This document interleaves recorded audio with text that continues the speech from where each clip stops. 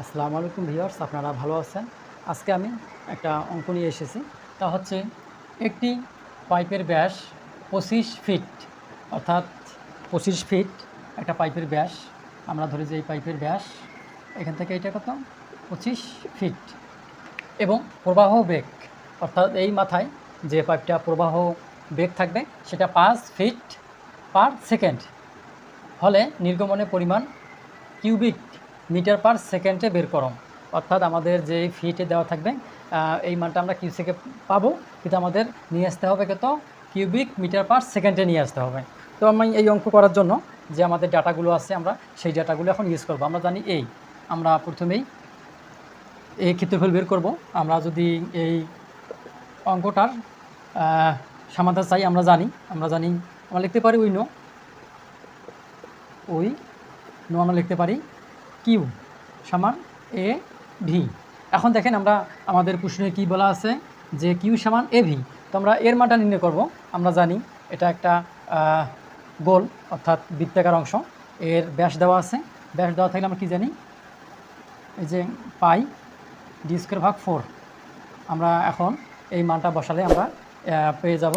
তো আমি এখন এটা মানটা বসে দেব 3.1416 গুণন ডি আমরা কত জানি 25 ফিট। আমরা এটাকে 25 ফিট স্কোয়ার দিলাম, ভাগ হচ্ছে 4। তো আমরা এখান থেকে কি পাবো, আমরা ক্যালকুলেশন করে আমরা মানটা আমরা বের করব। আমরা 3.1416 গুণন হচ্ছে আমরা 25 স্কোয়ার ডিভাইডেড বাই 4, তাহলে আমাদের কত হবে 490.875। এটা আমাদের কি বের হলো, আমাদের ফিট স্কোয়ার বের হলো। যেহেতু এটা একটা গোলাকার বস্তু, অর্থাৎ এর ব্যাস দেওয়া আছে, সেহেতু আমরা এখানে এর মান পাইলাম। এবং আমরা কি জানি ভি আমাদের দেওয়া আছে এখানে 5 ফিট পার সেকেন্ড। তাহলে আমরা লিখতে পারি 5 ফিট পার সেকেন্ড। এখন আমরা যদি এই মানগুলো বসে দিই তাহলে আমাদের অঙ্ক শেষ হয়ে যাবে। 490.875 গুণন ভির মান কত, বেগটা 5। তো আমরা এখান থেকে এটা গুণ করলেই আমাদের ক্যালকুলেটারে তুলে আসে। আমরা গুণ করলাম 24.375। আমাদের এটা কি বের হলো, এই যে দেখেন আমাদের বের হলো কত ফিট কিউব, অথবা ঘন ফিট পার সেকেন্ড। আমাদের কিন্তু এই মানটা চাই নেই, আমাদের যেহেতু এখানে কিউবিক মিটার পার সেকেন্ড চেয়েছে। আমরা লিখতে পারি যে আমরা জানি, যদি আমরা জানি কি 1 মিটার সমান কত 3.28 ফিট, আমরা এইটা জানি। এখন আমরা যদি আমরা এটা দিয়ে ভাগ দেই তাহলে আমাদের মানটা বের হয়ে আসবে। আমি এই দুইটা উঠে দিই, এরপর আমি লিখি এখানে এই যে যেটা আমাদের 54.375। যেহেতু আমাদের এটা কয়টা ফিট আছে, 3টা ফিট আছে, অর্থাৎ ঘন ফিট আছে। আমরা এটাকে ঘনমিটারে নিয়ে আসতে গেলে কি করব, আমরা 3.28 গুণন 3.28 গুণন 3.28, এই যে এটা ভাগ দিলে আমাদের এই মানটা চলে আসবে। আপনারা যদি এইভাবে দিতে পারেন, অথবা আপনারা যদি 3.28 এইভাবে ভাগ দেন তারপরেও হবে।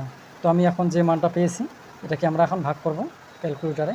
দেখি 3.28 গুণন 3.28 গুণন 3.28, আমরা সেটাকে ভাগ দিলাম, আমাদের কত হলো 69.55। এই যে দেখেন মিটার কিউব পার সেকেন্ড।